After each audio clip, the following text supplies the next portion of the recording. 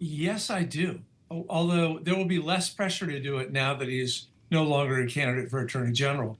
Matt had alienated so many people on both sides of the aisle that we expected quite a few Republican votes to actually see the report.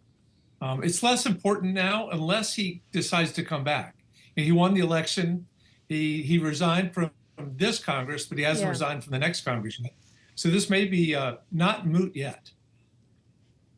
Well, so Congressman, is it your understanding that he could just simply take that seat? Does he have to take the seat in order to then resign it? So does he have to show up on January 3rd? Just what exactly is the procedure here?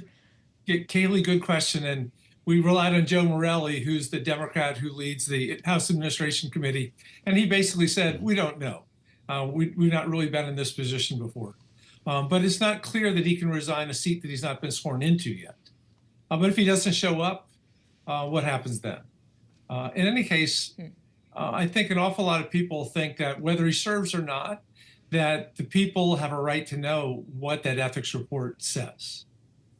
And certainly that's the way I will vote to release it. We did hear from the aforementioned Sean Casten in a statement following the news of Matt Gaetz's withdrawal. While I welcome the news, he says, it remains important that the Gaetz report be made available to the American people. If he's not serving in Congress, Don Beyer, why would that be? Well, part of it, Joe, is the larger picture that we have Pete Hegseth also, credibly accused of rape.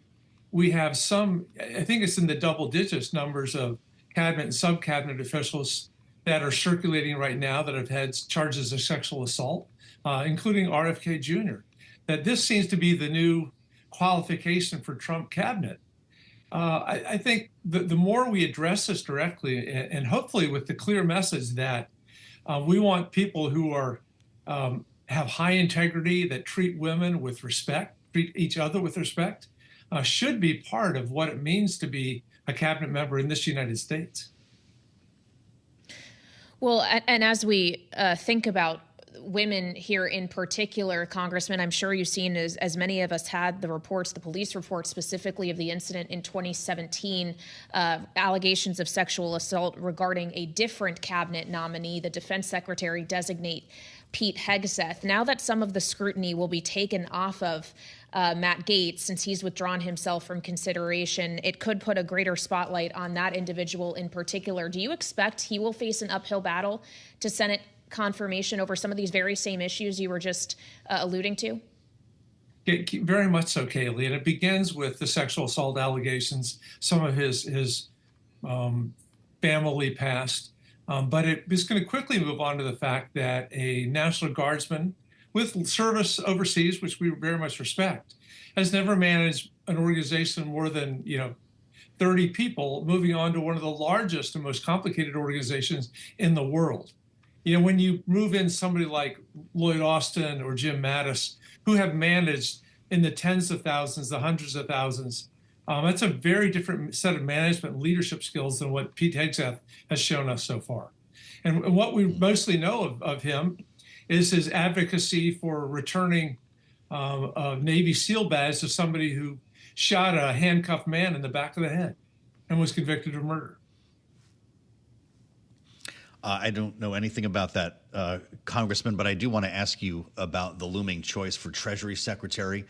Is this something that you're concerned about because it's taken so long, even though we're pretty early in the game here, but following the names that you've seen already, a lot of folks with the aim of torching the agency that they've been put in charge of have been named by Donald Trump to the joy of many of his supporters. Are we going to get a name like that for Treasury based on who you're hearing?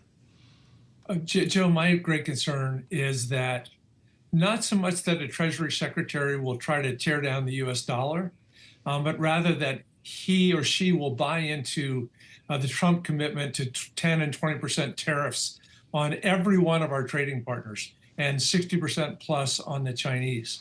We've already discovered the American people hate inflation, and yet he's about to do the most inflationary thing possible, which is drive up consumer prices all across our country. It would be wonderful if you would appoint a Treasury Secretary who would be a constraint on really bad economic policy that's coming out of the 2025 playbook and out of Donald Trump.